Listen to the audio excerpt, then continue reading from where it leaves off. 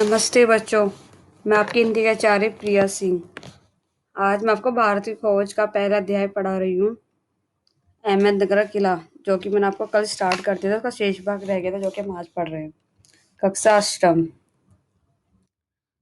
मैंने आपको कल समझाया था भारत के प्रथम प्रधानमंत्री पंडित जवाहरलाल नेहरू जी की प्रसिद्ध पुस्तक भारत की खोज, जिसे हम इंग्लिश में कहते हैं डिस्कवरी ऑफ इंडिया, के संक्षिप्त संस्करण का ये पहला अध्याय है, जिसमें वे अतीत को लेकर अपने दृष्टिकोण और उसके दबावों से हमें परिचित करा रहे हैं। डिस्कवरी ऑफ इंडिया का अगला अध्याय है और तलाश, जो कि हम नेक्स्ट पार्ट पढ़ेंगे। अहमदनगर किला 13 अप्रैल 1944। उन्होंने बताया था कि यहाँ आए 20 महीने से अधिक समय बीत गया। मेरी 9वीं जेल यात्रा का 20 महीने से भी अधिक समय अंधियारे आकाश में झिलमिला सूरज के चांद ने यहाँ पहुंचने में हमारा स्वागत किया। बढ़ते चांद का उजला शुक्ल पक्ष हो चुका था। तब से हर बार जब नया चांद उगता तो जैसे मुझे याद दिला जा रहा था कि मेरे कारावास का 1 महीना और बीत गया। ऐसा ही मेरे पिछले कारावास की अवधि में हुआ था, जो आलोक पर दीपावली के तत्काल बाद नए चांद के साथ शुरू हुई थी। चांद मेरे बंदी जीवन का स्थायी सहचर रहा। पहचान गहराने से मित्रता और बढ़ गई। वही मुझे दुनिया के सौंदर्य के जीवन के ज्वार भाटे की याद दिलाता है। साथ ही इस बात की अंधेरे के बाद उजाला होता है और मृत्यु पुनर्जीवन एक दूसरे के पीछे अनंत क्रम में घूमते रहते हैं। निरंतर बदलते रहने के बावजूद हमेशा वैसा ही होता है ये चांद। मैंने उसे उसकी विभिन्न कलाओं में और तरह तरह के मनोभाव में देखा है। शाम की लंबी होती परछाई में, रात के मौन प्रहरों में, जब तक भोर के झोंके मरमराहट आने दिन की आस बांधते। मैंने आपको समझाया था बेटा। उन्होंने दूसरी जेलों की तरह यहाँ अहमदनगर जेल में भी बागवानी करना शुरू कर दिया। रोज कई घंटे तपती धूप में वे काम करते थे, क्यारे खोदकर कार्य करने लगते थे। मिट्टी बहुत खराब थी, पतली पहले बनाए गए मकान के मलबे और शेषों से भरी हुई थी। इसमें प्राचीन स्मारक के खंडर भी मौजूद थे।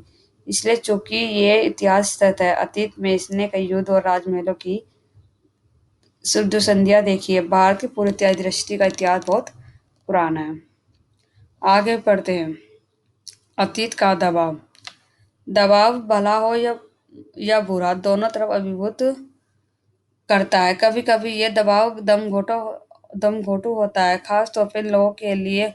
उनकी जड़ें बहुत पुरानी स्टाइल में होती है।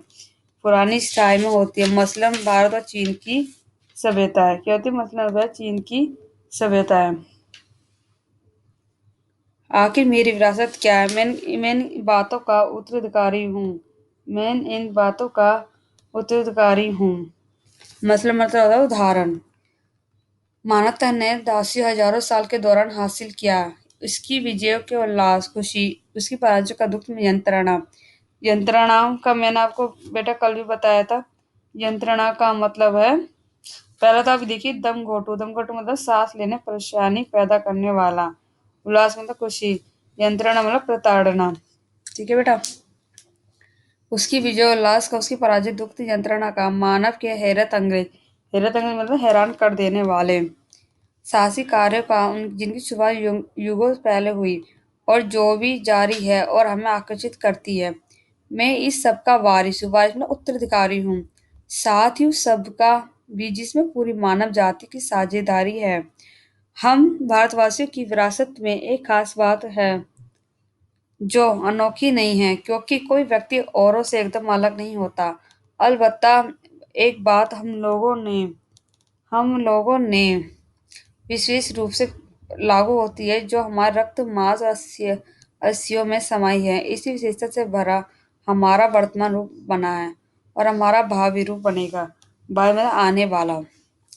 इसी विशेष विरासत का विचारों वर्तमान पर इसे लागू करने की बात एक लंबे अरसे से मेरे मन में घर किया मतलब होता है मन में समा जाना।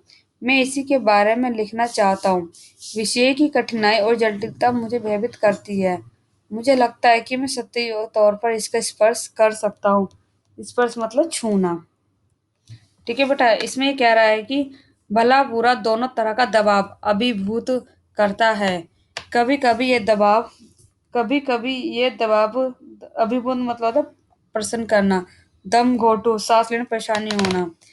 खास तौर पर इन लोगों के लिए जिनकी जड़ें बहुत पुरानी सभ्यताओं से होती है। मसलन भारत चीन की सभ्यता है। बीतवीं सदी से विवेक ही नहीं, उनकी दीवानगी भी हमारे भीतर से फूट पड़ती है। उनका वारिस होना आवश्यक है। आखिर मेरी विरासत क्या है? मैं इन बातों का उत्तराधिकारी हूँ।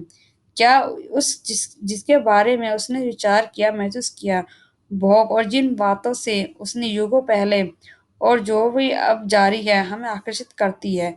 मैं इन सबका वारिस हूँ और इस सबका भी जिसमें पूरी मानव जाति साझेदारी है। पर हम भारतवासियों की विरासत में एक खास बात है। लेकिन ये कोई अनोखी बात नहीं, क्योंकि कोई व्यक्ति औरों से कम एकदम अलग नहीं होता। मानव जाति के लिए सभी बातें समान हैं। अलबत्ता एक बात हम लोगों पर विशेष रूप से लागू होती है, जो हमारे रक्त मांस और अस्थियों में समाई है। इसी विशेषता से हमारा वर्तमान रूप बना है और हमारा भावी रूप बनेगा। इसी विशेष विरासत का विचार और वर्तमान परिसर लागू करने की बात एक लंबे अरसे से मेरे मन में जगह बनाए हैं और मैं इसी के बारे में लिखना चाहता हूँ। विषय की कठिनाई और जटिलता मुझे भयभीत करती है। मुझे लगता है कि मैं सत्य तौर पर इसका स्पर्श ही कर सकता हूँ। ठीक है बेटा, ये चैप्टर आपका यहीं फिनिश होता है। कल हम अगला पाठ पढ़ेंगे। इससे कठिन शब्द है अभिमत प्रसन्न, यंत्रणा में प्रताड़ना, मन में घर करना, मन में समा जाना, भाई में आने वाला, हैरत अंगन में हैरान कर देना। आपके दो गृह कार्य क्वेश्चन है। अहमद के किले में नेहरू जी अपना शौक पूरा करने लगे, क्या काम करने लगे, और दूसरा चांद बीबी कौन थी। कल हम अगला पाठ पढ़ेंगे। ठीक है बेटा, धन्यवाद।